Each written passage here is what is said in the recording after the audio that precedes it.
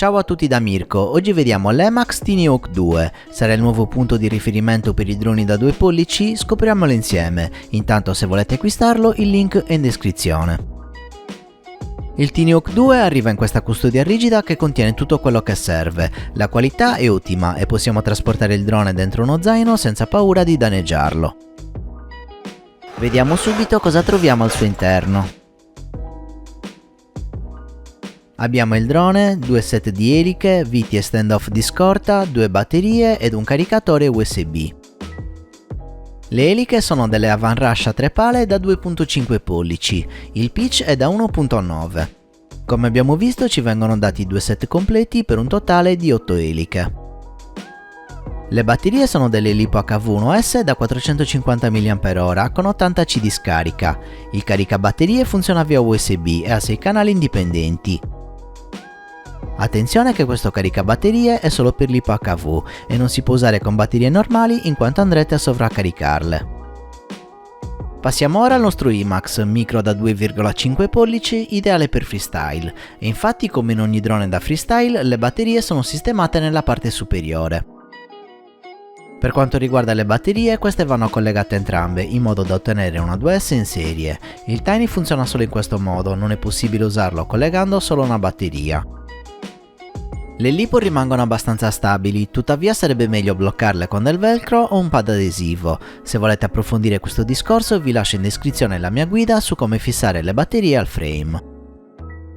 Sempre in tema frame abbiamo un telaio in fibra di carbonio con interasse da 115 mm.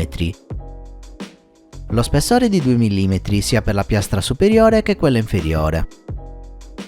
I motori sono degli IMAX TH1103 da 7000 kV. La campana è fissata all'albero tramite clip, mentre il motore è fissato al telaio tramite 3 viti.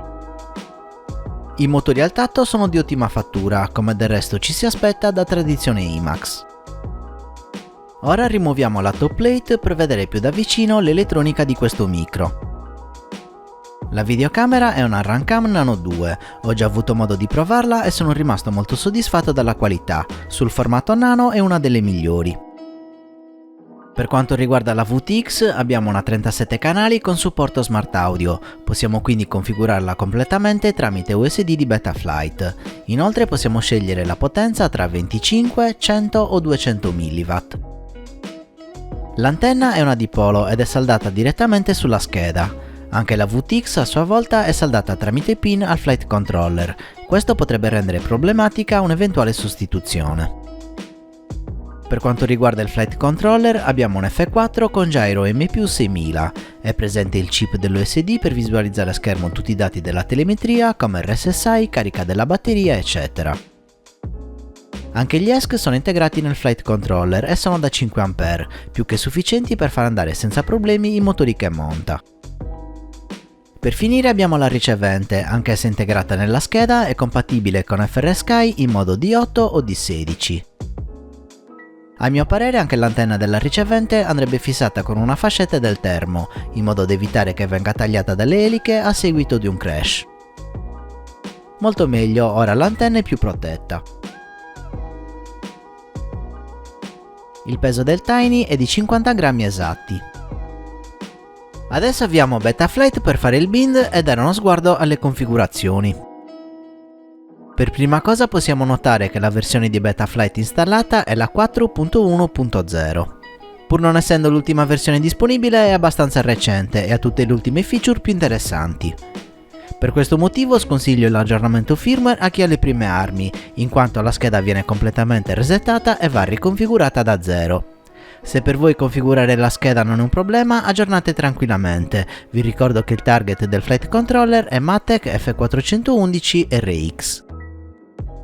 Quando fate un aggiornamento firmware sconsiglio assolutamente di caricare file di configurazione di versioni più vecchie, perché si possono creare dei conflitti software. Tuttavia potete tranquillamente salvare la VTX table per caricarla nuovamente con una versione aggiornata di Betaflight. Ora è venuto il momento di fare il bind.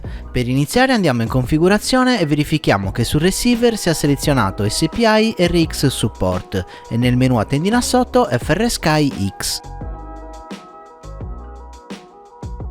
Ora spostiamoci sulla Taranis, a pagina 2 assicuriamoci che mod sia impostato su XGT di 16. Adesso andiamo su BND e premiamo Enter. Scegliamo canale 1.8 telemetry on e premiamo Enter. Sentirete questo suono. Andiamo sul tab CLI e digitiamo bind RX e premiamo Enter. La stringa da digitare varia a seconda della versione di Betaflight, questa va bene per beta 4.1. Se avete una versione più recente la stringa potrebbe cambiare, verificate sulla pagina di Betaflight il parametro corretto per la versione che volete installare. Ora premiamo Enter sulla Taranis. Visto che siamo in questa schermata, settiamo il failsafe scegliendo No Pulse. Quindi clicchiamo su Disconnetti. Possiamo connetterci di nuovo. Andiamo subito nel tab Receiver per provare la nostra radio. Perfetto, è tutto ok. Se avete i comandi invertiti, qui cambiate AETR 1234 in TAER 1234 o viceversa. La ricevente integrata manda il segnale RSSI direttamente al flight controller senza bisogno di configurare nulla. Nel tab Receiver quindi non ci sarà nessuna azione da fare. In OSD il valore RSSI non era attivo, io l'ho selezionato e sistemato in questo punto. Ed eccoci arrivati alle considerazioni finali e onestamente sono rimasto deluso da questo micro della IMAX.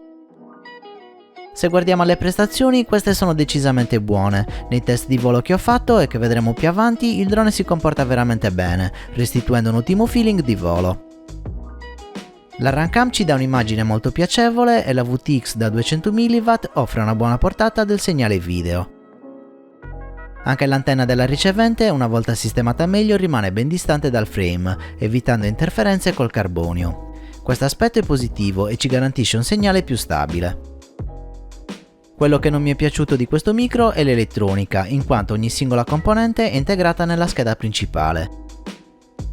Il problema è che questa scheda ha una forma proprietaria che non è compatibile con le schede 20x20 o 25x25 classe Toothpick. Questo significa che ad esempio bruciare un ESC richiede la sostituzione dell'intera scheda, andando a spendere circa la metà del costo dell'intero drone. A mio parere sarebbe stato meglio usare componentistica standard, in modo da avere una scelta più ampia in caso di sostituzione del flight controller o di un'altra componente.